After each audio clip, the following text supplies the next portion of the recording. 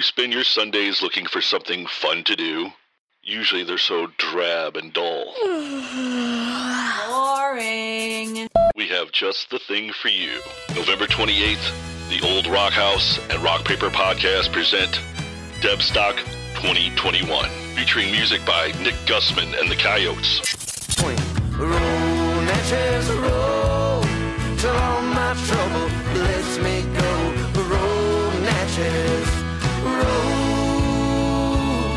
and carry away my soul. The Screechin' Halts. Where we both know this is wrong, but I'm begging you on my knees, baby, please, to lead me on. One-way traffic. And that's all I've got to say.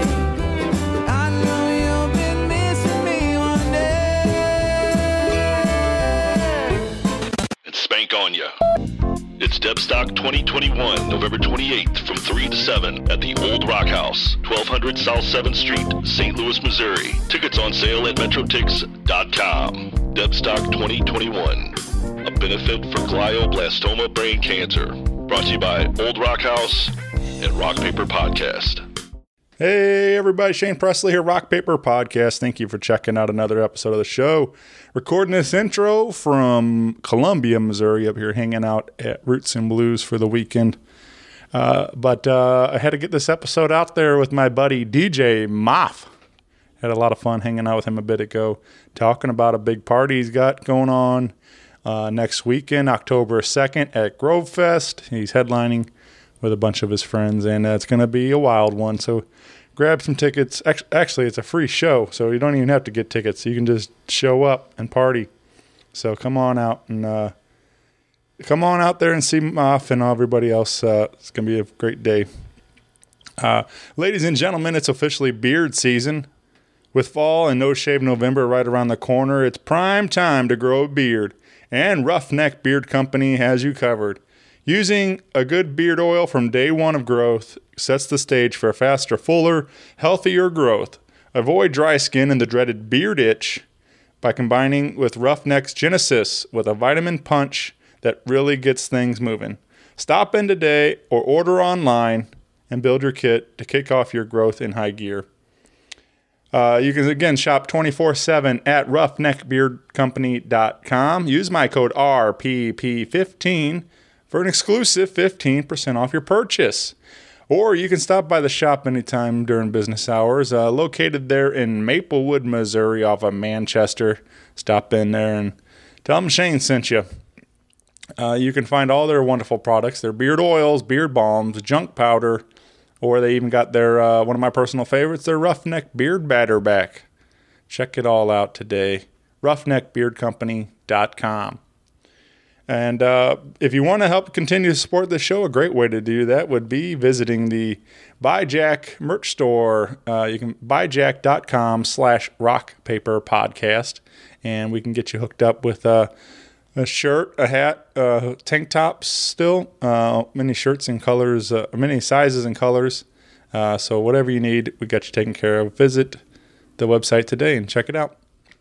If you need me, of course, you can always find me at rockpaperpodcast.com. Hit me up on the socials. Hit me up on email at rockpaperpodcast@gmail. I would love to hear from you all. And got a big party coming up. You heard about from Tony earlier, and it's going to be happening November 28th. Old Rock House. Debstock returns with One-Way Traffic, Nick Gussman and the Coyotes, Screeching Halts, and Spank on Ya. $15 tickets available today at metrotix.com. And I would love to see you all out there. It's a big fundraiser event I did for my mother in 2019. And we're going to continue it to help some others in need and do our part to support the community and raise some awareness for glioblastoma brain cancer. So I would love to see you all out there. It would mean a lot to me. With all that out of the way, sit back, relax, and enjoy a brand new episode with my buddy, DJ Mahf. A podcast is kind of like it's like a radio show that's not on the radio. It's on the internet. Does that make sense? Uh-huh. Yeah. That's also like my mom. It makes it sound more confusing, doesn't it? It sounds like this. Hey, this is DJ Mahf. You're listening to the Rock Paper Podcast with Shane Presley. Rock Paper Podcast. This is beat paper, paper covers rock. Rock beats is the Shane covers non-stop. Never know what new kind of guest that he's got coming at you. Live and direct on the spot. Could be rock, folk, country, or hip-hop, jazz. All kind of folks that he has. Could be an artist or a comedian to make you laugh on the Rock Paper Podcast. double-decker fudge round, rolling round town. Shane coming at you live and direct from ground zero. He's your hero, he's your bestie. Rock Paper Podcast with Shane Presley.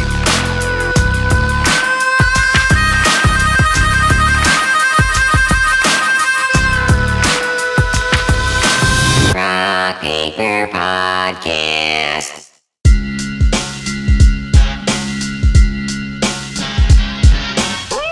Oh yeah. Oh yeah.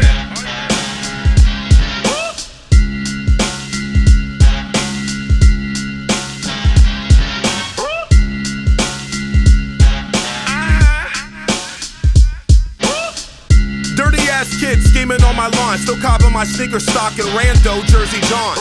Descendant of the masked one in many marathons. For need for brands and soapboxes for which the rest is standing on. Okay. Label owners really for slave trauma, stamping pawns. Counterclock cultivators, stowed seeds in my carry-on. Dying to live, boy, are planning premature Padawans. Darkman X, double K's, Vendetta, Vic Vaughn. Chess, and forever thankful for those songs. All moments and thoughts are righting wrongs, no beer pong. Monkey bars and muddy waters, forever be dropping bombs until this homegrown gritter, a veteran, or catch vertigon. Watch me. I lived the rock mics in 3D. Former goal was 4D and tapping out of reality. Zev Love X, lost Sub Rock. Steady lost Tracy and never got over Tupac. Can't stop, won't stop. You out of pocket. Little sucker. Oh. You out of pocket. You're whack.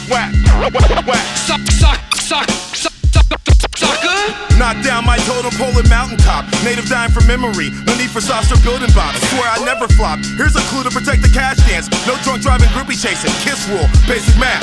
Okay. I only play the games that I win at. Even gifted a local legend, a crisp pair of broken bats. Bojack, 30 for 30, coughing outside a coffin. Steady plotting on your camp until I'm content in my coffin. Okay. Never forget what I'm fighting for. Reason my edge protected and never forgotten more. Can't protest Black Lives Matter, cause all lives for your employer matter more. So kicking down these racist doors, keeping scores. Falsehood, foofahs, tall tales, and mostly fraud. Fighting faith in the future and lacking a paying solid job. Make way for the last other about that action, local heroes. Please save the last dance. My eyes closed on the free throw. You out of pocket. Little sucker. Oh. You out of pocket. You're whack. Sucker.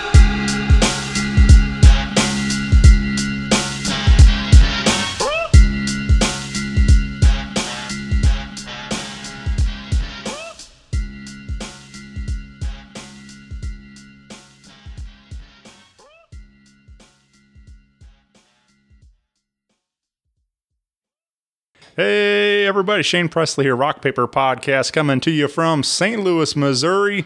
Hanging out today with returning guest, DJ Mahf. Hello. Welcome back, man. Hey, thanks, dude. How you doing? I'm real good. I'm really glad to be here hanging with you.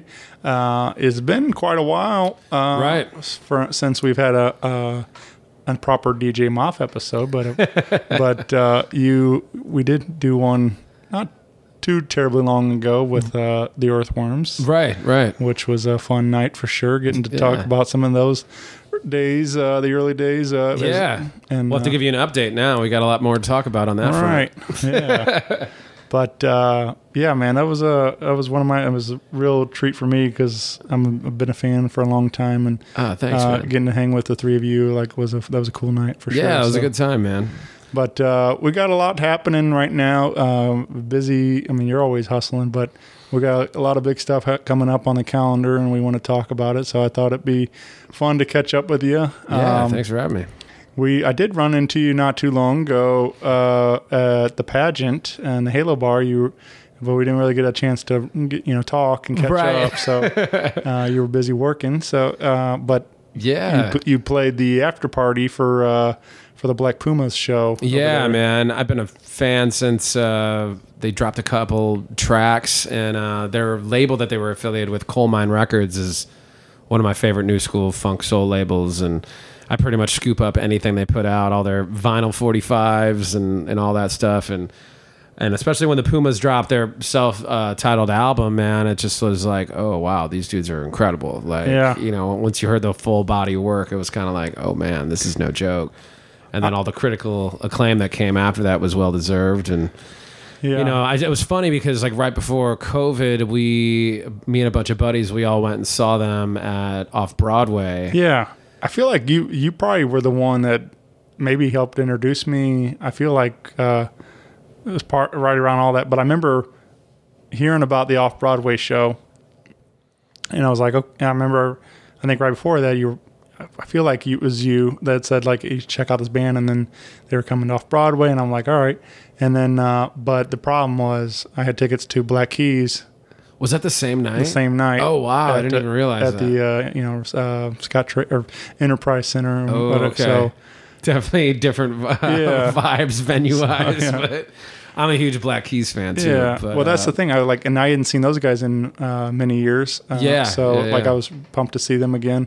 So I made the call to go to stick with my Black Keys show. Yeah. And then, but I ended up catching. So I was bummed I missed seeing them at Off-Broadway, but I did catch Black Pumas at Roots and Blues. Ooh, is that down in Columbia? In Columbia, Missouri. Yeah, and that was like September or whatever, right in coming into fall there. Right. And they were my favorite act of the whole weekend, blew my mind. Man, they're so good live. Like, they sound exactly like they do on album, which is obviously the way it should be. But so that was fall of 19. And that's when we saw them at Off-Broadway, right. And there was a good crowd there, but it was so funny because we hung out in the little courtyard area of Off-Broadway and had drinks afterward. Me and DJ Who and Matt Sawicki and a couple people, and we ended up meeting the band and hanging out and having a couple beers with them and chatting.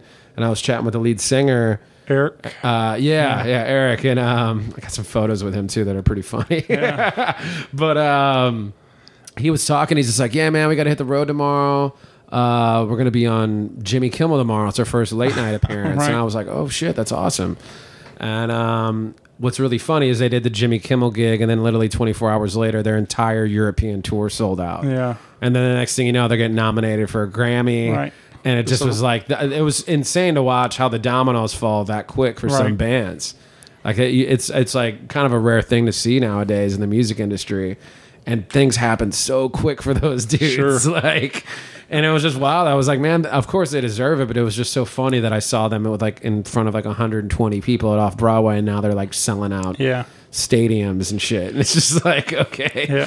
Man, I mean, they deserve it more than anybody, really. And that pageant gig, when that came across my table, was amazing. Obviously I said yes immediately, but it also was cool that it was the first show that the Halo Bar has done in over 2 years. Right. So they haven't done, and it hasn't even been open.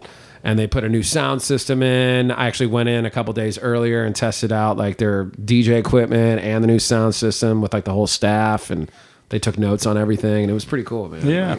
And any excuse for me to be able to play soulful, funky music is, I'll take that gig. Yeah. You know what I mean? Yeah, dude, it was cool, man. It was good to see you because, like we're saying, it's been a long time since I got to see you perform and stuff. So that was it was cool, man. I liked, like you're saying, they kind of gave it a little facelift over there at the Halo Bar. They got a bunch of nice pictures, all the autographed pictures from a lot of them from Mississippi Nights days and stuff. And they have that sign in the back. That's an old Mississippi Nights sign and all that. And I was like, all right, you can tell Pat Hagen put his stamp on that place. and he should, man. I have very fond memories of Mississippi Nights. And that's one of the reasons I love Del Mar Hall is that stage is pretty much designed just like that stage that, was down, on Mississippi Nights. And God damn, man, there's a lot of history there, Yeah. I've heard a lot of great stories. That was just before my time. I mean, not that I wasn't of age and couldn't go to shows, but as far as that was like,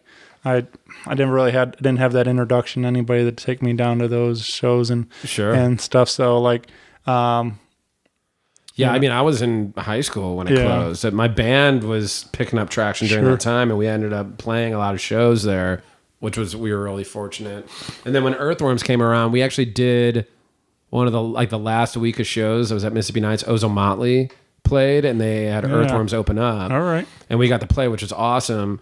And I'll never forget this because I was like, I kind of, you kind of had that thought in your mind that night, like, this is the last time you're going to be at this venue. It's gone after this. We all know it's coming. It's like 3 days before it closes. And Ozo Motley did a really incredible thing at the end of their set. They came out in the crowd and they handed out percussion instruments to like 20 people or something. Yeah. And they had like a huge jam session with like the crowd, and we were all there like banging, bongo drums and all this stuff. And it was just like, it was like the perfect like closing memory for that venue, for me at least. It was awesome. That triggered a memory. Not quite as cool, but still cool. I saw Here Come the Mummies at Del Mar Hall, and I saw the opener was a group called P-Lander Z.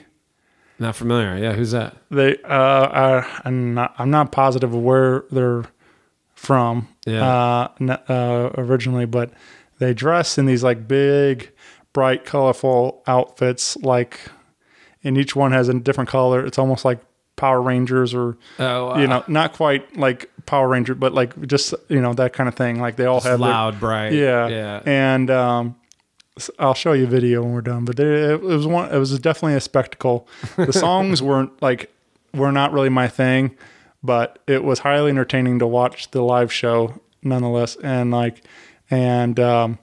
But there was a point in the show where the same kind of thing, they had these like totes full of just like, like drumsticks and dog bowls, basically any just noisemakers. And they handed them out to like all sorts of people. And like, so everybody's just like going crazy, like, kids with, instruments. And I mean, I love when groups do that and get the crowd, it's like an interactive experience. It's really cool. I'm still wrapping my head around how to do that as a DJ. It's kind of tough. Okay, did everybody bring their turntables? Yeah. It's funny because some of the new technology is actually kind of opening, some ideas, at least for me, that like maybe I could do some more stuff with this, because now stuff is like wireless needles and all this weird stuff that I'm using nowadays. I'm like, maybe I can pull something off where I throw like a record out in the crowd with like one of the wireless needles on it, have someone scratch along with me or something. Or I don't know. There's also a lot of liability involved there. Like if I lose that stuff, then I'm kind of screwed for the rest of the set. But still wrapping my head around that one. Yeah, I don't know. That, like you're saying, it's like all that stuff's like crazy how everything's evolving so fast and everything. Like the silent disco kind of thing is going on too. Done a bunch like of those, yeah. It's a whole new world, man. Just like how it's evolving. We were kind of talking about it off mic and stuff too, about even how it's made an effect on you, right? And touring wise and everything else, like everything. Totally. Yeah. It's just like it's a whole different world now. It's like out there and learn, or having to readapt to everything is different today. So. Oh, dude, yeah. I mean, it's so fast. Like I don't know. It's just watching it, just in at least in my industry, in the DJ landscape, or it's just like a picture I put up yesterday. Literally, my sister texted me a photo, and it was me when I was 16. Yeah, man. I'd never even seen this photo before, and I'm like a baby, and I'm testing out. It's like literally, you can tell in the photo it's my first set of turntables. I remember it. I'm like, that's how long ago this is, and I'm looking at it, and I'm like, wow, things have changed so much now. Like, because that was just back then. There wasn't CDJ turntables. There wasn't computer, laptop, digital. Software. There wasn't anything to DJ with except vinyl records. It was just vinyl, putting a needle on a record, and that's what you have. You got to have. You want to play that song as a DJ, you better find that record first. And it's funny to think about that, because I even talk to younger DJs nowadays, and they're just like, "What? Like, you had to go out and find every song you wanted to play?" I'm like, "Yeah," and it was really expensive. On top of that, like. You buy a 12-inch single that, back in the day, it was like, what, $7-8? It's like you want to buy a bunch of those. That shit adds up quick, Oh, man. yeah. And I bought all this stuff when I was in high school, and I was broke. I was working at Best Buy. I was working retail. I didn't make any money. You know, I was literally dumping all my money I made, you know, the retail job straight into vinyl. And it was just like, that was the only way I could, you know, build a record collection. Yeah. And it's just like, now it's like, oh, you have a laptop already? Yeah, you can download this free interface and join a record pool for $30 a month, and you can download thousands of songs, and that's your library. You know what I mean? It's like access is so wide open now. It's changed a lot. It's insane. It's super cool though that your sister sent you that you have like that exact moment. Yeah, like, I'm also like, what else are you keeping that I haven't seen, man? What the hell? Like, I can't believe I haven't seen this until right now. Right.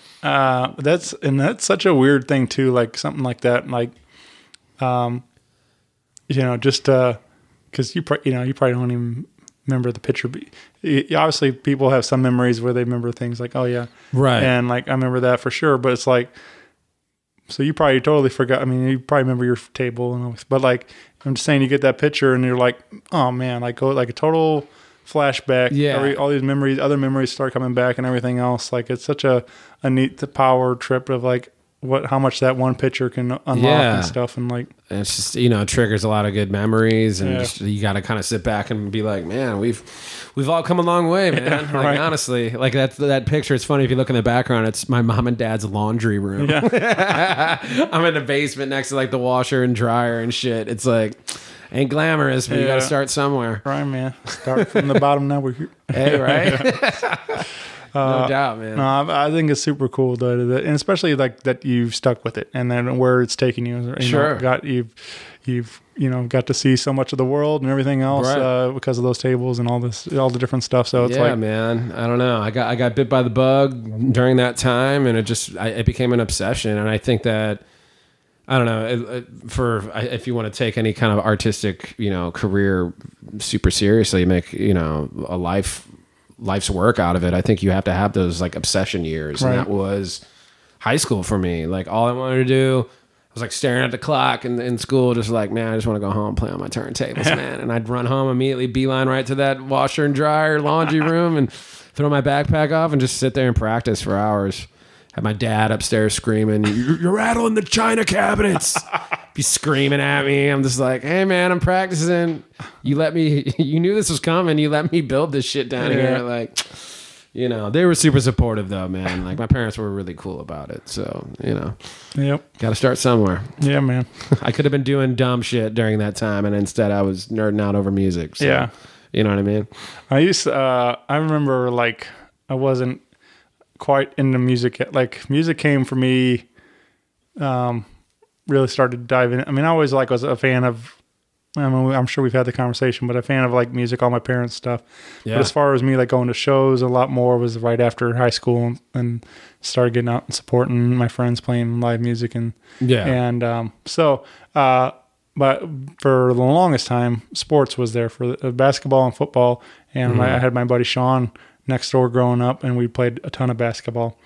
And it was always like, you know, the whole curfew kind of thing. Dad, you know, like be home when, you know, the sun goes down kind of thing or whatever.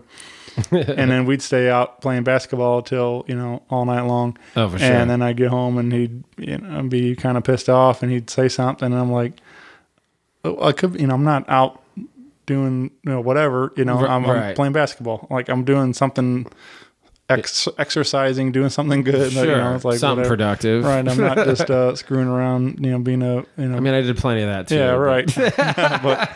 but I'm just ain't no saint. Yeah, for sure. But it's just the whole thing, like it's, you know, and then I think he realized, like, at least I'm, you know, doing something good. Yeah, for me, it was my older brother was an artist, and if he didn't break in, my dad, because my dad was kind of a hard ass. He's like a hard ass, you know, angry Arab dude. So it's like my brother was the one that really kind of like broke him in on the I want to be an artist thing. And like that was, I remember them fighting a lot growing up because he just didn't understand the path my brother was trying to take. And if my brother didn't break him in, like he wouldn't have been nearly as supportive as he was when I came around. Like, I want to make beats and DJ and scratch and be a turntablist and rock parties and collect records and all this. He was like, what are you trying to do? He's like, all right. He could tell I was passionate about it and I wasn't going to let go until I started doing it. And he was like, I think he kind of knew, like, all right, he's obviously getting obsessive over this, so might as well get on his side instead of fighting him about it. But yeah, they were super cool about it, man. But yeah, shouts to my brother for laying the groundwork there, because that helped a lot. Yeah. Otherwise, it would have been a constant struggle. You know? But yeah, man. Well, you if you haven't, you can find DJ Mahf spinning all over St. Louis. You keep quite busy. The calendar, I love seeing your monthly pictures with, and it's basically every night. Like you're everywhere all the time. My friends are like, man, you're doing like 24 dates this month. I'm like, yeah, I know, I did it to myself. It's a light month for me. Yeah, right. All right. But yeah, I love it, man. I love keeping busy, and I don't know, for me it's interesting because I've set myself up in at least the last number of years where all these gigs, each one of them are I kind of do a different style or a different thing. You see me downtown next to Busch Stadium. A lot of those places I play, I'm doing club sets and playing club music, and I'm doing my thing too. But it's more that vein, and then we party going. Yeah, and then we got like Motown on Mondays. There's a whole different style, and then the stuff I do with my different artists with our original music and actual concerts and touring and all that. And I feel like I get to do I get to showcase a lot of different styles and flavors of stuff I do. And that's why I love seeing that packed schedule too, because I'm like, all right, I can get away with being super creative and weird on this show, but the next night I got to tone it down a little bit and make sure, it's a good club experience for people who want to come out and dance to, pop music or, top 40 rap or whatever. It's just, I don't know. It keeps it interesting for me. It keeps me on my toes a little bit. Yeah, I can imagine, like, it would definitely get boring eventually. Doing the same thing every night. So for real. And just having all these different flavors coming in and out and stuff. So yeah, it keeps it fresh. Yeah, something different. Yeah, that's why I like. The show sort of has a format. Not really, but not really much. But it is nice always having a guest and always having a different style and of music and everything else, because that's how I am as a fan. So I like to represent all kinds of different stuff, and but best if I always had to talk about rap or rock or whatever every night, like I would probably get bored. So it just becomes predictable. Yeah, it's like your listeners would be like, here he comes, he's going to ask this question. Right. It's that part of the show. He's about who are your favorite MCs or whatever, your favorite guitar players? Yeah. I get that, man. I really do. Yeah. I try not to, I do have a little bit of a segment where I ask some of the same questions, but I try not to be that predictable. So you, again, you're busy, just solo as DJ Mahf, but we've talked about a little briefly, but you are also very heavily involved with a couple other groups. Which I mentioned the Earthworms, which we are currently wrapping up a new record. Yeah, we have a new album coming out. It's just a crazy thing because last time we were on the show with you, we were just kind of reuniting, I guess. A homie of ours, Intellect MC from Midwest Avengers, passed away. And they threw a big tribute show for him. So we got asked to kind of come back and asked if we wanted to perform at the tribute. And of course we said, yeah. He's been on a bunch of our records and was a close friend to everybody in the group and well respected. And we got together and we played that tribute show. And we kind of we're like, man, we kind of miss each other. It's been 10 years since we've performed as Earthworms. And so we recorded a track. Then that kind of started snowballing into, hey, let's do a 4-song EP.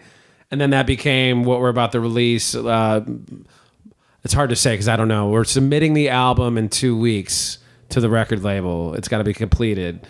So I don't know if that's going to mean it might come out holiday season around Christmas or maybe early 2022 release. We'll have to keep you posted on that.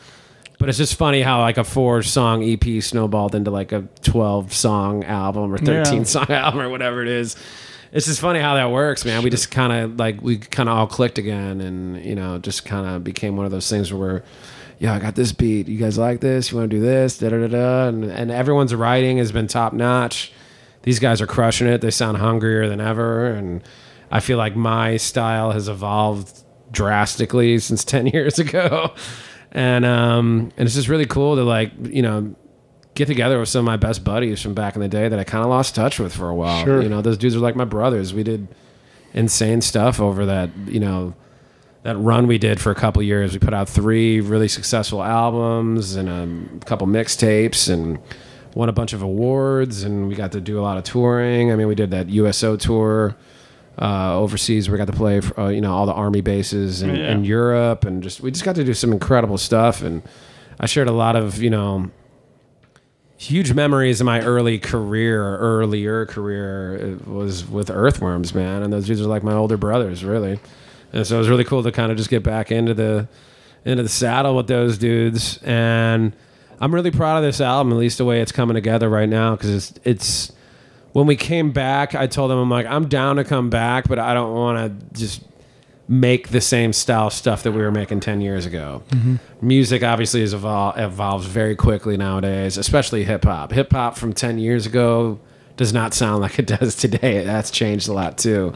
So we kind of adapted a more modern style, at least for, I guess, overall, even the way these dudes are, their cadences and flows and their raps and shit are definitely at least more modernized than what we used to do.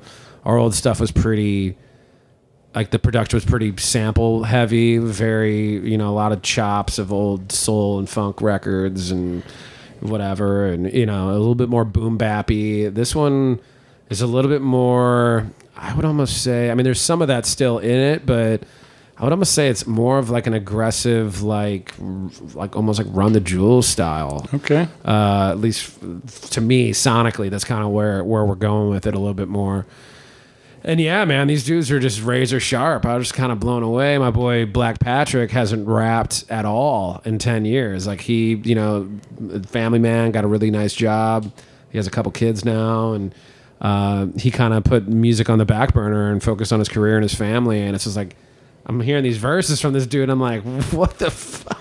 Like, he is just murdering. I'm like, okay, man, you've been holding on to this, or do you just you just write this now? Like, I don't know where that dude, he laid dormant for 10 years to come out like a madman. Yeah. So, and Matthias has always been razor sharp, dude. So, he's killing it too. And it's just like, pretty proud of what we're about to release, man, and have to keep you guys posted on that. We'll have to have the whole crew on with you again when the album comes out. Yeah, I would love that. Yeah, man. I'm excited to hear it, man, because I was just today at work, kind of getting in the Mahf, mode. I went and listened to old Earthworms and listened to Midnight at the Capricorn, and man. I don't know, all of it's good, but that Medicine Man song has always been a favorite for sure. And, that's one of my favorites too, man. I mean, the Ode to the Weed Dealer. Everyone's got one. Well, and just talking about how things have changed, that song is now pretty much irrelevant. So I was gonna say it's almost not even it's not taboo like it used to be. Talking about risking his freedom to instead of well, that's now they're just everywhere. Right. Head down to proper cannabis, y'all. Yeah, it's really funny how things evolve and change that quick too. Culturally, it's like, oh man, yeah. There's lines on that album where we were all very optimistic, because I think Obama was on his first term, and we were, I'm not saying that, anything bad about the man, but it was just funny. It was like you listen to some of that stuff, and it's like, dude, there's George Bush references on the second album, and on the political stuff. It's just interesting to hear the political climate stuff and how it holds up over time. You're like, oh wow, yeah, we thought that way, and then things turned around in a different way in the long term. But, that's what happens with music, and when you write about, current affairs or whatever, it's going to happen like that. It just, I don't know, it just made me laugh today thinking about that. That is a good point. Yeah.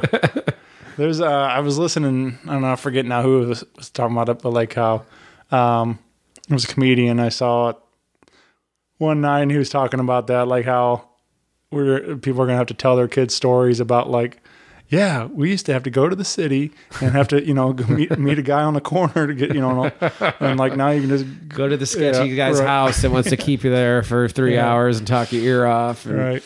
And then different vibe now, man. Now you can just it's funny to me because like everyone out here now is just everyone I know is growing. Everyone at their houses. Yeah, it's so insane to me. It's like finding flour ain't hard. If you want edibles, you probably have to go to a dispensary. But everything else is just people are just handing it out now, man. It's a totally different ball game. Yeah. I love the future. Yeah. Yeah. We so I don't know. I don't talk about it much, but I don't care. But it does But I grew up around. My parents were old hippies. They smoked a lot, and they had a grow room in our basement. Yeah, and it was just funny. Like I'm in middle school. We've gone through DARE, and they're still like acting like I don't know what it is. And it's it was like it was just they're always like, go to your room, that kind of thing. And I'm like, so it was just funny to me that like, but at the time I knew what was going on. But I didn't think about it much really. Like it was just the way it was at our house. And I think about like that we had a grow room in the basement and everything else. Like it was kind of crazy to think about. I mean, like obviously it's not a big deal now, but I'm just like as I get into like a few years separated from here, like I guess that's not how everybody lives. No, you're right. Right. Yeah. Right. Yeah. My parents, you can just look at old photos from like the 70s and shit and just look at their faces and their eyes in those photos. You're like, yeah, y'all were partying. Yeah. Pretty obvious y'all were partying. But, Yep. Well, so when you got that, we got Earthworms. You can find Earthworms on Facebook and Instagram and everything. So, right. Yeah. And you can find the old records wherever you're getting your music at. So the first 3 albums are on Spotify just under Earthworms. Yeah. And I think we are going to be updating Bandcamp and a few other sites and sources before the new one drops. Yeah. So, and the new one we are pressing on vinyl, which I'm super excited about. We signed with a new label that's based out of Los Angeles called Breakfast Records. These dudes are, we know a lot of these guys from over the years, different projects. Matthias from Earthworms is living out in Los Angeles, I think like the last 2 years maybe now. But yeah, the album is in like the final mastering stages, and like I said, in the next 2 weeks will be fully completed. So we're just kind of going to be waiting on the vinyl, honestly, man, because vinyl takes a little bit. The pressing takes like a couple months. So I have a feeling it's going to be very end of the year is when you'll see this thing come out. When I've heard that a lot of the factories are kind of backed up from everybody else's projects too. Like, there's a lot of with the COVID messed everything up. So like everyone made all their music and everyone's trying to do it at the same time. So but it'd be worth the wait. I mean, heck, we already waited 11 years or whatever now. So. Yeah, you guys can wait a little bit. But yeah, we got like we filmed a music video that will be coming out soon, and a couple other things. So we'll release some things to keep people satisfied before then. But the major drop will probably be at the end of the year, I'm guessing. Yeah, man. Yeah, man.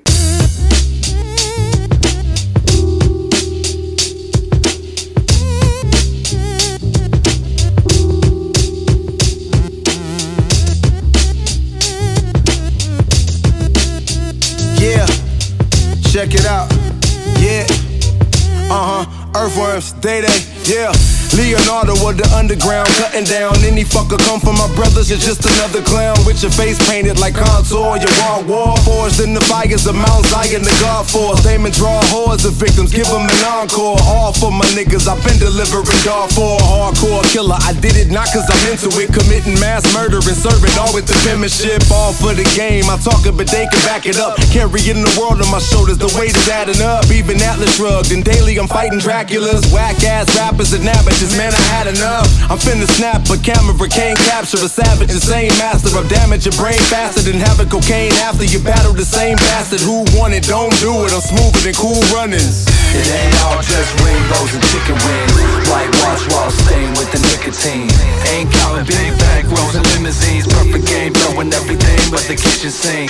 It ain't all just egg rolls and sticky things. Melancholy borderline, but it stays bittersweet. Splinter cells barking up your Twitter feed, hanging out like missing link. What it look like? What it look like?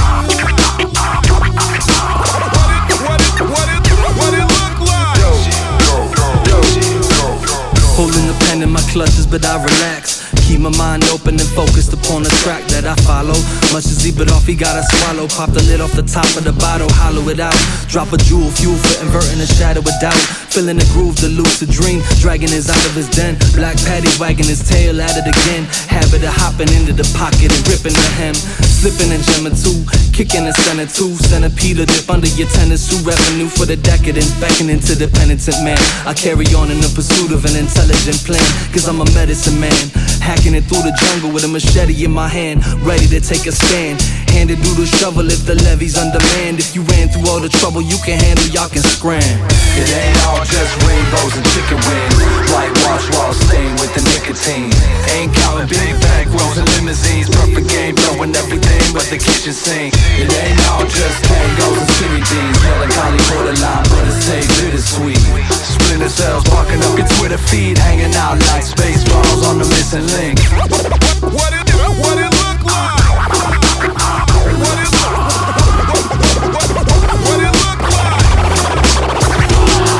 It's a rumble in my tummy, struggling with money. Came here for the nummies. Stay cause it's lovely. Stay cause the city keeps punting. Stay cause we came from nothing and we made it into something. It's an epic like Frodo in the One Ring. We schizophrenic and we don't know what we wanting. First and third and the cleanup hitters grunting. Thirst is served and the meter keeps running.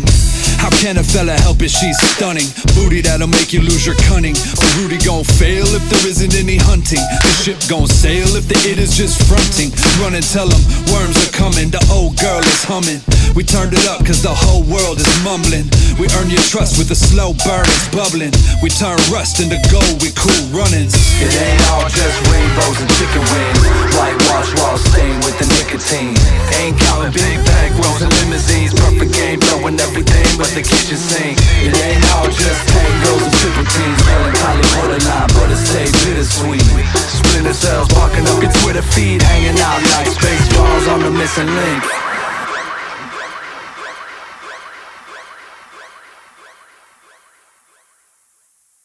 You're also part of another group that's quite active around town and the country, which is my Posse In Effect. Yeah, tribute to the Beastie Boys. Yeah, and you guys crush it, man. Thanks, that man. is one of the most highly entertaining shows you can go see. Oh, thanks, dude. I really appreciate that. You know, like just everything. Like the music sounds amazing. The visual, you know, with the you got your 3 MCs up front and stuff. You know, right. like so it's just like they the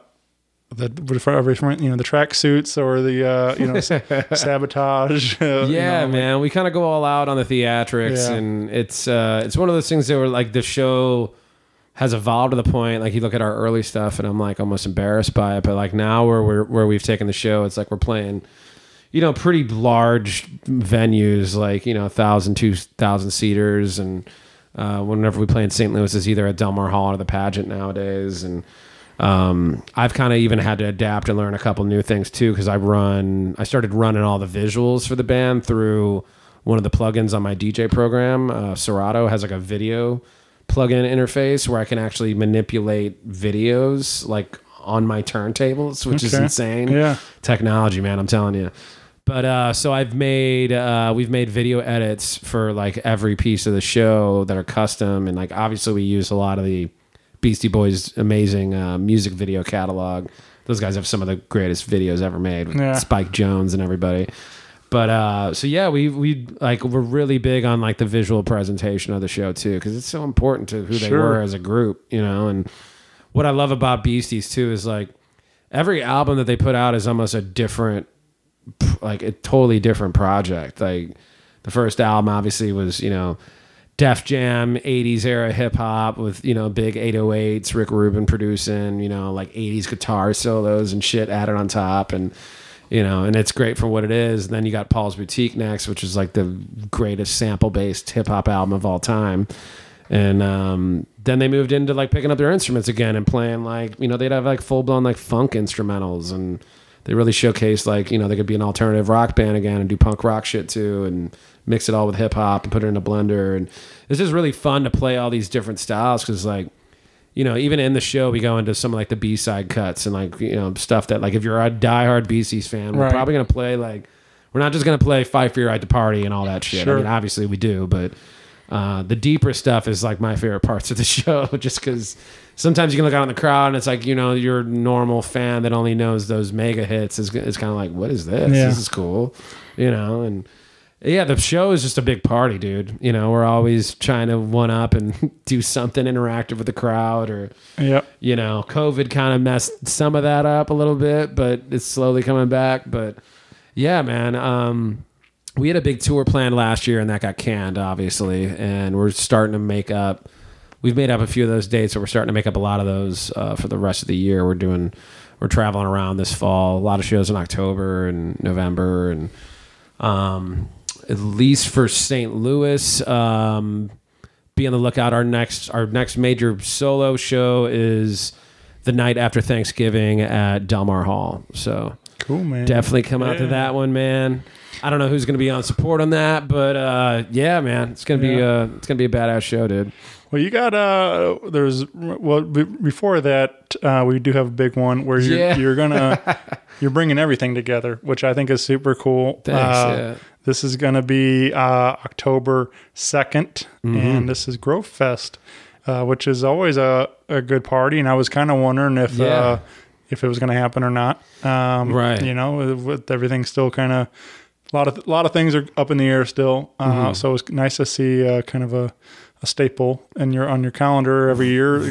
Come back around and I mean, to me, it's just a big honor to be invited to headline this thing that I've honestly think I've played almost every Grovefest for like the last 15 years. I've been a resident DJ at Atomic Cowboy since they opened. I've always been super active in the Grove at all the different venues, whether it be, you know, Ready Room, Bootleg, you can go down the line. All those are closed. Yeah, I know. Sad to say that now. I was just kind of realizing that. But yeah. Which I hear good things about Hot Java. I haven't been over there. Since I'm actually playing there not this Sunday, but next Sunday. So I'm gonna see how that goes. I'm excited to check it out. Me too. I'm at Takashima Record Bar every Thursday night. New spot my homie Hal Greens and his wife run. It's a really dope spot. All vinyl DJing. I get to bring out my records, which is awesome because I never really could do that these days because it's hard to know whether or not people are going to appreciate you lugging super heavy crates of records out. So yeah, definitely come check me out on Thursday nights over there. But yeah, the Grove has just been so important to my upbringing, my musical upbringing in St. Louis, you know, and it's meant a lot to me over the years. And just to see that neighborhood evolve has been pretty amazing. But yeah, Grovefest, October 2nd, Saturday night. It's going to be pretty amazing. They asked me to do like a 90-minute mega set to kind of close the festival down on the main stage on the street. It's free to get in, so definitely, you know, bring your friends out. But yeah, we're kind of going to do a big showcase of all the different stuff that I'm involved in, and I'm going to actually debut a lot of the new music I've been making over, you know, the last year and a half since quarantine started. Yeah. So, but yeah, Earthworms Matthias is coming in from LA. We're going to do an Earthworms performance. My Posse In Effect is going to close the whole show down. So that's going to be awesome. And my boy Steddy P from my record label Indie Ground is coming in. He's going to perform with me. He's got new material. Me and him, I got a new album coming out next year. He's got a new album dropping in a couple weeks, actually. I'm featured on a few songs there, so we're going to do some of that material. And then I'm also going to showcase a couple of other friends of mine in the scene that I'm not necessarily like hands-on or fully involved in their careers or their music, but we do shows together and we're all good friends. So showcasing them. My girl Frankie Doo-Wop and her band, the Thundercats. Really good funk and soul group with some heavy hitter musicians, some heavy hitter players in there. They're going to perform. Also got my girl Mai Lee. We go way back, like 15 years. I've known her forever. She's going to perform. And also the newcomers, my homie Dev and his crew, St. Jack. They're going to perform as well. So, yeah. And also I'll do some solo shit because I got to do a little something. I got to do a little something, man, right? So it's going to be a pretty epic performance, man. I'm super excited. Don't make sure you guys come out to that. That's October 2nd. Yeah. So you're up.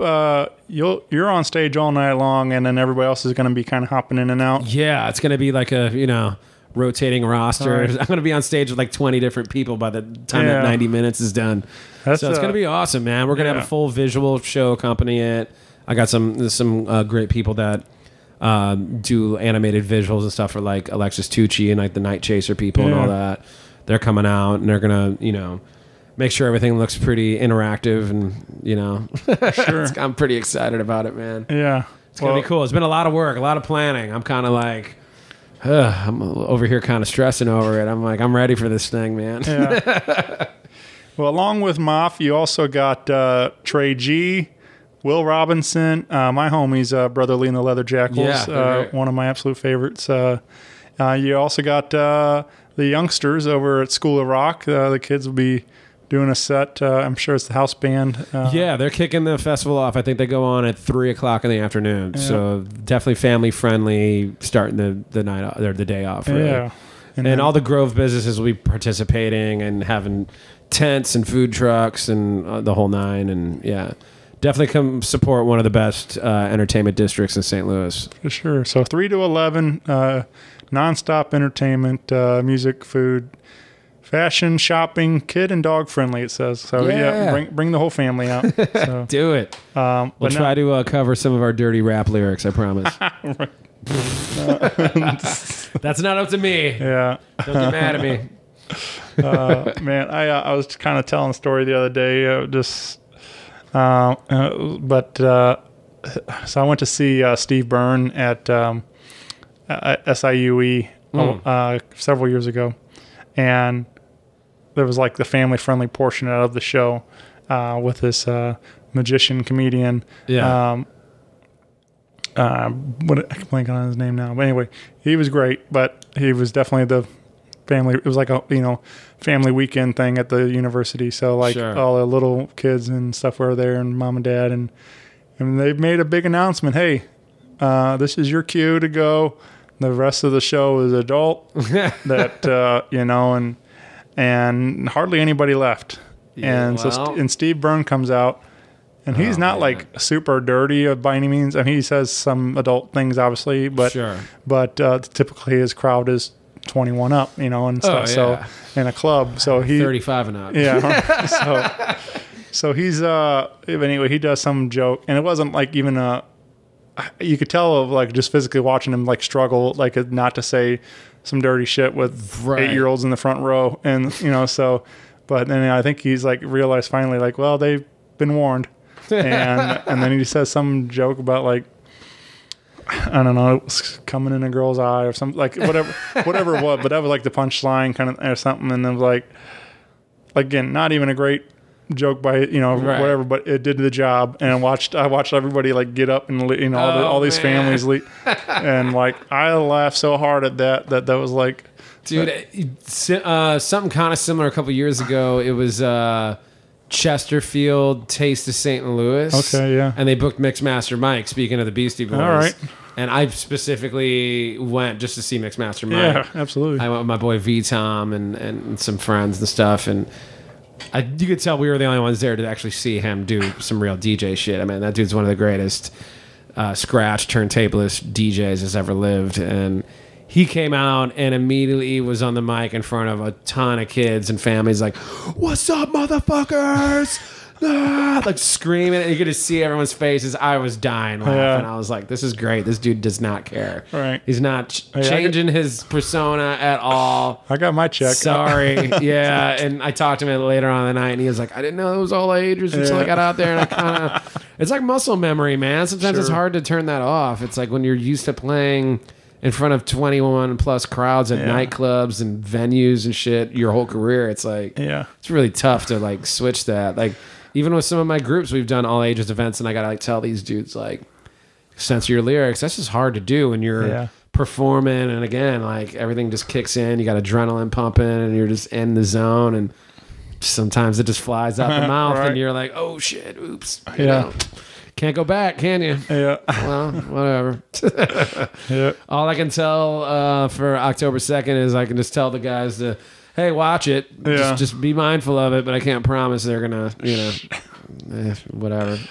Yeah. Well, I figured At that point, it will be 9:30 to 11. Yeah, So I was gonna say by the time you hit the stage, it's probably bedtime for those. I'm hoping the children are gone by then. Right. Even though it'll be cool to perform for them, but you know what I mean. I mean, like, but I've been at those like all ages shows like you're talking about, and I do find it like maybe I think if they're out there at that point, parents know what they're getting them into, and the kids don't really care, and like they've heard worse probably everywhere else anyway. Oh yeah. And but like it's just like, but I find it like super cool when you see some 6, 8-year-old whatever, and they're just like jamming out to one of their favorite bands, and Right. it's like I don't know. Well, like I just went. I went to see JJ Gray Mofro the other night, and I guess Mom must have paid for like the meet and greet. I don't know all the details of the story, obviously, but JJ made a nice little shout out to this young girl that he met earlier in the day, and Daisy or Maisie or something like that, whatever it was. Yeah. And he's like, I want to say hey to my friend, and she's like sitting on Mom's shoulders, like singing along to the word. She knew the songs, and Yeah, man. and then he like came over and handed her a pick and stuff, and like, I That's was cool. like, so, but that kid like is gonna remember that forever, and like Right.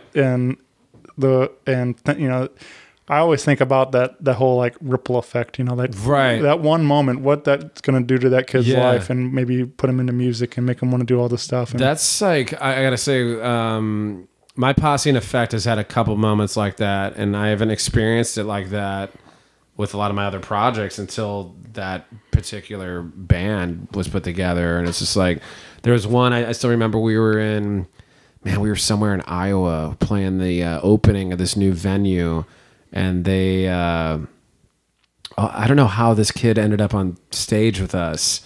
And I had a photographer buddy that was traveling with us, my boy Mike Romer, and Mike's a hell of a photographer, an awesome guy. And Mike's a big dude. He's like 6'3" or whatever. And this little kid got like brought up on stage, and he was like dressed up as like Ad Rock from the Beastie Boys. So it was perfect. And like, we do all kinds of crazy stuff, like toilet paper guns and all this. And I think we let him like shoot some of the toilet paper guns in the crowd or whatever. And at one point, Mike picked him up and threw him into the crowd. And this kid was crowd surfing. And Mike pulled out his camera, and the kid looked back at Mike and had just like was grinning ear to ear, like he was having the time of his life. And Mike snapped this incredible photo of him. And this kid's dad tracked us down after the show was over, and him and Mike started talking, and Mike and him exchanged information and like email addresses and stuff. Mike emailed him like a high res, insanely. Like, he edited the photo and made it like a black and white version, this and that. And he emailed it to this dad, and the guy had it blown up and framed, and it's like that particular picture's hanging above their couch in their living room now from my Posse In Effect show. Like, it's so cool. And like, we played there a couple months ago. Where was it? Bettendorf, Iowa. Random, whatever. They love us out there. It's awesome. But they came to the show again, and we're talking about like, that photo's behind our couch now. And, like, he still talks about that, and it's just like, dude, that's so cool, man. Yeah. Like that's the best. Like, sure, man. Little piece of us in their living room now. Yeah, yeah, man. That's cool. Super cool. Yep. No, I love that stuff. I just I think about those things like that because, like, I don't know. I worked at the YMCA for 8 years, reffing sports with kids. I worked in elementary for 7 years. And there's some, obviously there's some of them are punks, brats and stuff. Sure. But there's always going to be that. Yeah, but there's some really good kids, and like it's just cool to see them genuinely happy like that, and like in that moment or whatever it might be and stuff, and it change their whole life and stuff. So yeah, it's awesome, dude. Yep. I mean, it was funny because even like Steddy P has twins, and I think they're going to be they're almost 6 years old now. And I went over there a couple months ago. I went to Kansas City, and I brought my gear, and I set up my stuff in his studio for a couple days, and we were working on some of the new material or whatever. And I showed one of his sons like turntable stuff, kind of like boosted him up on a seat. And was showing him like, put your hand here, and this is what this is, da da da. And it's like, I stayed there for a couple days. I remember I came down like the next day or whatever, and he was like trying to turn all my stuff on. He was trying to touch everything out, and even Steddy after I left was like, man, you did something to that kid's brain. Now he like wants to DJ, and he's asking about you and this and that. And I was like, dude, that's awesome, man. It's so cool. Man. So it's just like, hey, man, if they're showing any interest in any form of art, it's like, dude, everyone needs to embrace that and try to nurture that for real. Like, you know, because I feel like, you know, most kids these days, it's just like throw a screen in front of their face and tell them to shut up. It's just like, come on, man. Yeah. Well, but you know, we mentioned School of Rock. I mean, I think that's like that's exactly what they're trying to do, trying to get these, you know, kids to learn. I love that. That's so cool. So I really love what they do over there. And my buddy Phil Russo is heavily involved in everything over there. And nice. Do great work. So I haven't seen them, but did they play like is like classic rock stuff? Or I mean, they do. So like the house band. I'm thinking of the movie, I guess. More than whatever they're. Typically, the house band kind of thing. They have I just saw. So I did this show where I was invited to be a judge for Battle of the Bands, and all the bands were like high school age kids. And I mean, the talent level was through the roof. I mean, I was blown away. You could tell some of them, you know, there's still a gap, but there was some of the groups were super talented, and you know, and one of them like was only been together like 2 months or something, whatever, or whatever it was, and like, but you could already tell there was something here. It just needed to be polished, and like and that kind of stuff was fun. I mean, if they stick with it for years to come, it's like those kids are gonna be beasts, man. Like that's gonna be a whole another level of talent, man. Like that's you know. But the School of Rock kids opened the show, kind of getting everything, and then like they had a bunch of different, like, you know, they just had a back line, so a bunch of different kids jumped up and in and out of like brought their guitar and or set of the drum kit or whatever, and they I mean, they did a lot of like, you know, classic rock kind of stuff, but so I know they do like learn like different bands and catalogs, do whatever and stuff. So there's a lot of different influences that come through, and their different styles they learn and all that stuff. But I love hearing that. That's very cool. But there was it's cool though. I really like what they're doing, so that show, there was a group called Guilty Pleasures that we picked to win this show, and I was again like they're coming on the show here in a little bit, and I was like, how are you guys doing that? Like, I don't know, like it was so impressive, you know. It was like, but they nailed. They came out with played Voodoo Child from Stevie Ray Vaughan, Stevie Ray Vaughan version. Damn. And like and they just crushed it, and like. Some serious guitar work. Yeah, right. Yeah, I mean, like, I'll show you some video when we're done too. Again, but I was like, they carry themselves like total pros. There's no way you would guess these kids are 16 or whatever, you know. So it's like, that's awesome. Yeah, so I'm excited to keep an eye on, you know, see what they do, because dude. But yeah, something to look forward to. Yeah, so that's badass. Yeah, dude. I definitely. Love that. Well, you let's see. So you can find DJ Mahf on your Facebook and Instagram. Also, get plugged in there. Yeah, just at DJ Mahf. It's MAHF. Yeah, pretty much on everything. I got a SoundCloud page with DJ mixes on it. Yeah. I do have some stuff on Spotify. A lot of it is listed under the groups that I'm working with. Like if you look up Earthworms, Steddy P, that's STEDDY space P, Steddy P, or Indie Ground, our label, it's INDY Ground. But some Spotify stuff, you can search my name and find it, but it's, you know, depends on what the project is or whatever. Sure. But yeah, man. You, so like, well, I was going to ask you some questions, and I guess I'll get to my part of that segment. Yeah. Not to get One other project I need to plug real quick is I'm putting out the 4th installment of this mixtape series I've been doing since I started my DJ career. It's called Homemade Junk. So Volume 4 is coming out. I've been working on it since quarantine started. I haven't put one out in 10 years, so it's been a while. And yeah, I'm about to release that. I think that may come out this year. Stay tuned to that. It's kind of like a love letter to hip hop type thing where I remix like all different genres and time periods of hip hop and kind of put my own spin on it. And then I put it in like a complete like mixtape form with scratch routines and skits and, you know, little crazy, you know, a lot of hardcore DJ stuff in there. But people have been asking for years. They've been bugging me about it. And I'm finally got around to it thanks to the shutdown. So, yeah, man, I've been playing a lot of it out of the clubs and stuff that I play, and the reaction I'm getting is already really positive. So sure, I'm just excited to kind of get the thing done and get it out. So yeah, I love like that old hip hop for sure. Like I remember mentioning that Halo Bar show I saw you at. I remember you played like Express Yourself. NWA in there, like and again that was like.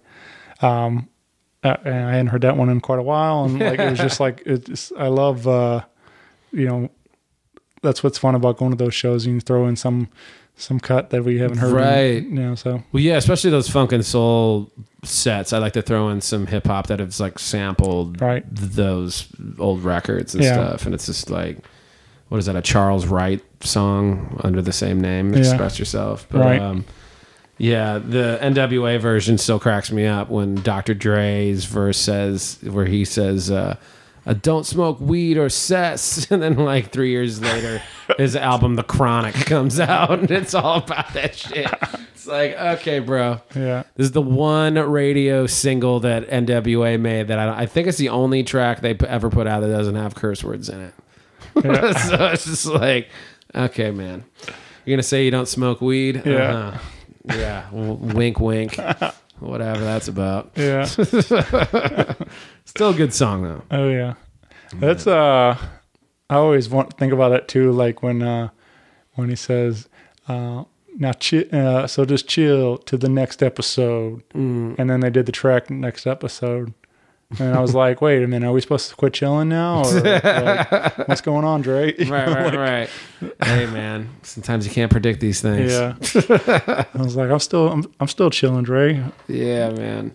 Yeah. I miss doing my Dre Day party, man. You got me thinking about that now. Yeah. Man. Yeah, his birthday's on, February 18th, and I haven't been able to do it, I guess we didn't do one this year. We did it in 2020, and then a couple weeks later it was a shutdown. Yeah, that's right. But it snowed in 2020, so it also was kind of a weird show because like it's one of those. That's the one thing about throwing like those specific events that can't be rescheduled, that are tailored around like a specific date or event or happening or whatever. And it's like, of course, it snows all day long on the day I throw a Dre Day. It's like. Some people braved the snow and came out, but it definitely wasn't what it was previous years. And that's one of my favorite parties I throw, man. It's a crazy, crazy night. Mm-hmm. But next year, man, 2022, Dre Day. Book it. Yeah. Well, you, so again, you can find out. I was also going to mention one thing I really like that you used to do too that I guess kind of got put on hold, but Mahf's Music Machine, doing the podcast too. Yeah. I did a number of episodes of that, and it was successful, and I had good listeners. And I gotta be completely honest, I stopped doing it because I got kicked off of multiple platforms because I was playing music that wasn't in their algorithm, like shit that's unreleased, like stuff that I've made or stuff that my buddies have made that isn't out and wasn't in like the system on Spotify. And I think whenever they were trying to like analyze it, they were just like, we don't know what this is. So they kicked me off Spotify. The only platform that left me on was with the Apple Podcast app. And I don't know, man, I just got frustrated. I'm like, man, if I can't even put this out through multiple platforms and get the listeners I want, like, I don't know, man. Yeah. I do miss doing that because like the whole theme of that show is just me kind of going back to my old radio show I used to do like a long time ago and just playing new music that I like. Like I wasn't DJing, I wasn't mixing. just me and a microphone playing music and explaining the artists and what these releases are or their backstories or whatever, and just it was like what I'm actually listening to in my own time. It had nothing to do with what I'm playing at the club.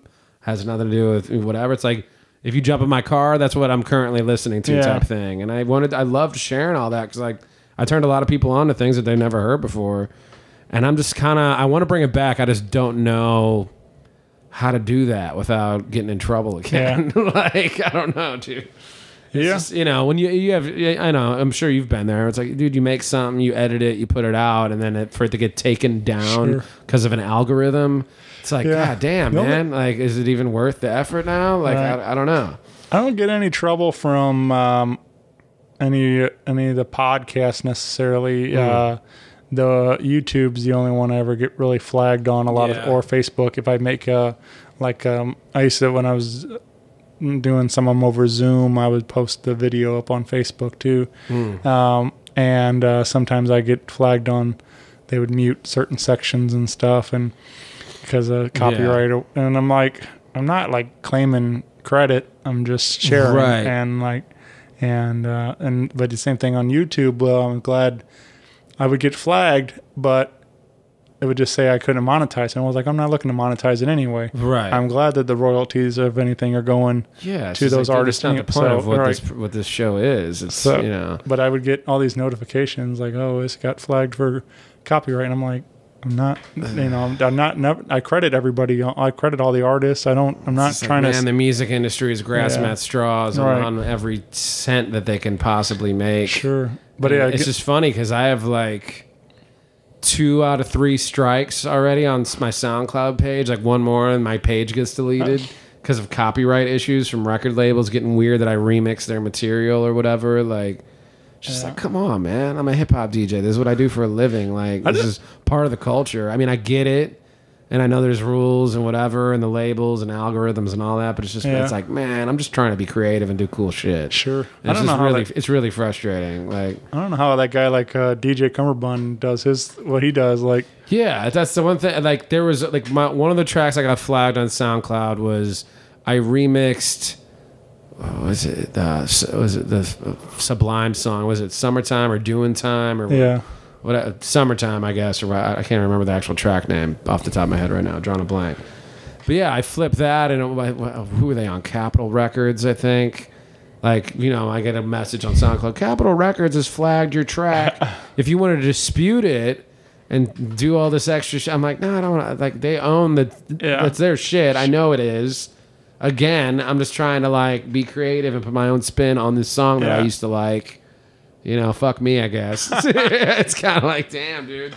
And it's funny because, like, you know, right when the shutdown happened last year, I jumped pretty much headfirst into streaming on Twitch, doing DJ sets just like from my studio in my basement.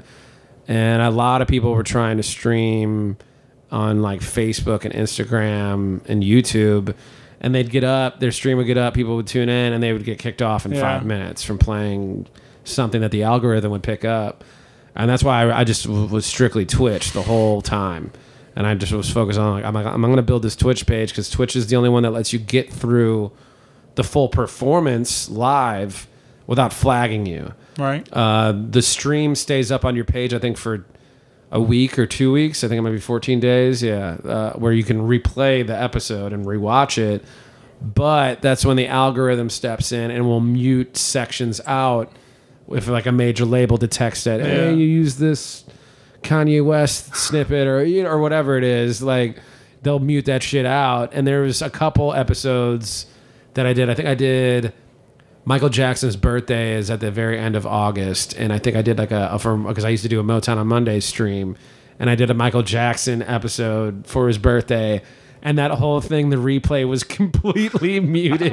The full 2-hour set was in the red and completely muted. And people were like, oh, I tried to click it on that. And it literally, there was no audio whatsoever. I was like, yeah, well, it's Michael Jackson, man. Like, if you didn't tune in live, you're not going to hear that episode type of thing. Just watching. It's weird how, you know. Just watching you get down the... Yeah, it's just me just DJing in silence. You can just vibe out to me, bobbing my head with my headphones on. But yeah, it's I I don't know. It's funny how all that stuff works. You got to tiptoe around it as a DJ and kind of like, it's like, I don't even know with this Homemade Junk 4 project, like I'm going to release it, I think, just on my website to avoid all that shit. Because I just don't even know if I put it up on SoundCloud, I have a feeling my whole entire account's going to get deleted. Yeah. You know, because there's going to be something in there. Because there's so many, I think there's like 26 remixes on there right now. And I'm still making more. I don't know why. I need to stop probably. At some point, I need to just finish this thing and stop making new material. But yeah, I know for a fact if I put that up on SoundCloud, it's going to get taken off. Like, so it's just so weird. Like, I don't know. And that's the thing, like you're saying, obviously, I get like you can't have somebody sit there listening to everything all the time, but it's not, you can't even, it's a computer. You know, it's all like, and there's nobody making a justification call like, oh, this is not, I'm not claiming that this is a, you know, I don't know. It's just frustrating as like you're saying, you're just trying to do creative stuff and have fun with it. And right. They don't care about that though. But and it's funny because in the DJ world, everyone was trying to trade secrets last year. Like, hey, if you are playing on Facebook, you need to pitch the songs either way faster or way slower. Right. And then the algorithm won't pick it up. And there were certain red flagged artists that were like, the minute you play, like someone was saying, like, if you play Post Malone at all on Facebook, you will get deleted in 2 seconds. Yeah. Like, they just will pick that up and you're kicked off immediately.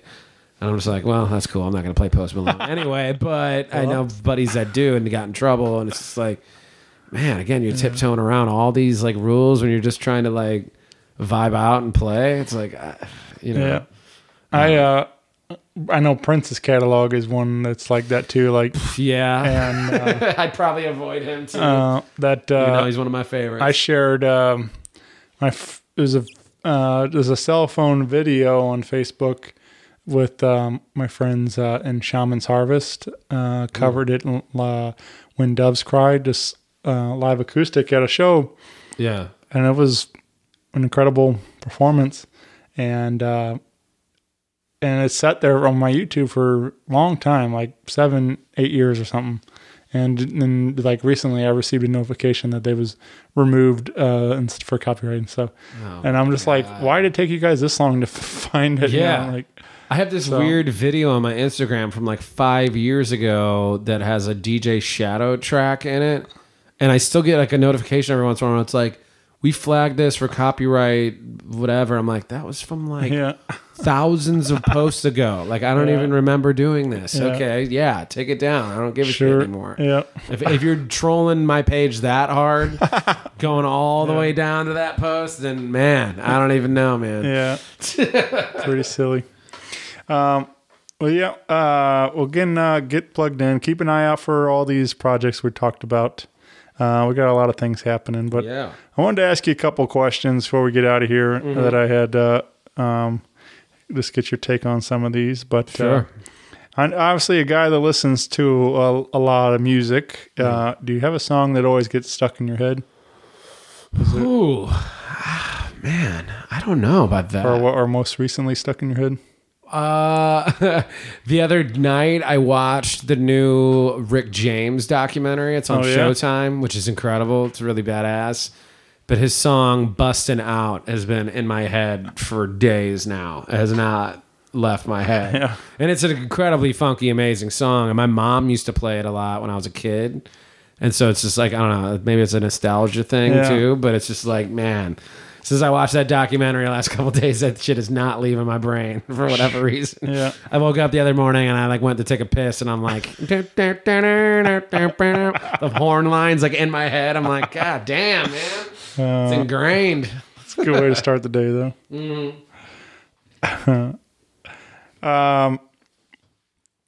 All right. The day comes along, we have a DJ Mahf action figure.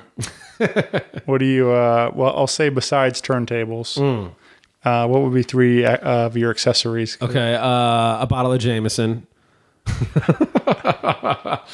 I mean, you got to put headphones in there. And shit, let's throw my dog Ferris in there. All right. Yeah, man. Yeah. He'd look good as an action figure. Yeah, for sure. All right. What about when we have a DJ Mahf biopic? Who do you think would play? Who would you like to see cast to play in the movie version? Oh my God, that's good. Man, let's go with Oscar Isaac. I think he'd be good. I don't know if I know Oscar Isaac. He's been in a lot of shit. He's yeah. You ever see Ex Machina? You ever see that movie? Yeah. Yeah. Okay. He's the dude that created like the AI and all that. Like he's got his head shaved like me. He's got the beard in that movie. I'm like, dude, that could work. Yeah. That movie's he's pretty a good wild, actor too, man. Yeah. But I guess most people know him from probably the newest Star Wars trilogy. What's his character name? Poe or whatever. He's like the fighter pilot or whatever. All right. But I don't know. Those movies were whack. I'm a huge Star Wars guy too, man. So it's hard to say that, but man, meh. All right. What's a dream duet or collaboration you'd like to see for yourself? I mean, I'd obviously want to work with one of my one of the guys that like super influenced me, like a dude like maybe like a DJ Shadow, or I don't know. I'm trying to think of like a vocalist I would want to work with, like maybe like a dude like I don't know, like Aesop Rock or even like Black Thought from the Roots. Or I was gonna say you just got to see the Roots and I think working with any of those guys would be incredible. They crushed it the other night, man. Like, it's really funny to watch them now since they've been on Late Night with Jimmy Fallon. It's like they have you can tell there's people at that show the other night that like do not know the Roots catalog, right? Their actual music, their actual albums and shit. Yeah. Because like I don't know. You can just tell they're there from like, oh, we watch Jimmy Fallon every night and fall asleep, and the Roots are a good band. Let's go see them, honey. Sure. And it's just like, you guys have never heard the Do You Want More album or Illadelph Half-Life or any of that shit. And it's just like, it was funny watching them the other night. Like, it's like that crowd got a little, you could tell that, portion of the crowd got a little more comfortable when they went in there, like some covers and stuff and did like, they did multiple moments where they did like, let's do some rock shit. They ping pong from like, they did a couple different things, and it was just funny. Like, the white people in the crowd were more comfy because they could tell that like, oh, I know this riff. Like, it's kind of funny. It's just really interesting to watch. Like, their careers are super interesting, man. Just coming from Philly and all this stuff they've done with different labels and just to now it's like, hey, you're on TV 5 nights a week. Everyone knows you now. It's a good gig though they got there. Like, they're killing it. Yeah. I mean, they haven't put out a new album since 2014. I don't think they've had to. Yeah. Like that. But I do like that. One, I mean, obviously, they still get to showcase their incredible talents. But like, I love when he. The bit I really love is the freestyling with the Roots when. Oh right. Jimmy, and then you watch Black Thought like write a couple things down, insane. And it's like he's a monster, dude. He's always been one of the best. He's super underrated to me still. And it's just like, man, when are you guys going to give him his flowers, man? He's one of the greatest ever. Like, he's ridiculous. Like, and he crushed it the other night, man. Yeah. Like, total pro. They just seem like the coolest, too. Like, I would just love to just hang with those guys, Like, I met Questlove a couple years ago when I competed in the Red Bull 3-style DJ tournament. I made it to the U.S. finals, and I got done. So the U.S. finals is like, it's like the World Series of DJing, basically, and it's a shitload of pressure. I put months into this set, and, I did my set in front of a crazy crowd in Denver. I killed it. Questlove was one of the judges for the competition, and DJ Jazzy Jeff was as well. Right on. And they both were like the intermission act where they like jammed together, which was dope. They killed it. But I was super nervous, got on, I did my thing, I did really good, crowd was into it. I got off the stage and man, I had to piss so bad. So I went down to like the VIP bathroom or whatever, and I walk up to the bathroom and there's like a dude that's like 7 foot tall, giant, like blocking the entire bathroom door, and I walk up and I'm like, hey man, and he's just like, nah man, you can't come in here right now. And I was like, okay. And he goes, wait a minute, were you just on stage? And I go, yeah, that was me. And he's like, oh shit, well, get in there. You did a great job. And I go, all right. So I walk in the bathroom. It's this huge bathroom. And I walk in. I kind of just stopped in the doorway because it was Questlove was at the sink washing his hands, and Jazzy Jeff was at a urinal taking a piss, and we all made eye contact at the same time, and I just go, oh shit. And these dudes started laughing. They looked at me and they're like, Quest was like, dude, you crushed it up there, man. Great job. And like Jazzy Jeff's like leans back. He's like, yeah, man, you fucking killed it. And like I looked at both of them. I go, I love you guys. And then they all started laughing. And we chatted for a little bit. And they were super cool, man. Like they were just the most down to earth dudes. You know, both those dudes have repped Philly harder than almost anyone. So it's like it was just super cool, man. And like Quest is just, you know, he's one of those dudes where it's like, I'd love to just pick his brain about music and just talk records with him, like on a DJ tip. You know, it's like that dude's like a walking encyclopedia on shit. And I think I'm pretty knowledgeable, but that dude, next level, man, for sure. Yeah, man. That's a great story. Yeah, man, that'd be wild to get to spend some time picking his brain like that. Like I said, I'm just that's pretty much why I do this show and getting to hang with guys like yourself to spend an hour hanging with him. Not a bad gig, sir. Yeah, right. Well, man, Mahf, this has been an incredible night, man. I'm really glad we did this. Oh, thanks, dude. You so yeah, come on out to Grovefest. Grovefest. Yeah, please. October 2nd, Saturday night. That's it is free, no excuses. And should be a beautiful fall evening in St. Louis, and fingers crossed Mother Nature works with us that night. Come on out and have a good time and get to see all kinds of great St. Louis music. And definitely. So yeah, man. So I'll be there. I'll be rocking all night with you because that's a bunch of my favorites on that stage. So yeah, man. Solid lineup. The whole day is going to be awesome. So yeah, come out. Let's hang, y'all. But thanks, buddy. I appreciate you doing this. And thanks for having me, dude. I really do appreciate it. Bye, everybody. Peace. Rock Paper Podcast. Rock Paper Podcast. Rock Paper Podcast. Rock Paper Podcast. Well, yeah, that was it.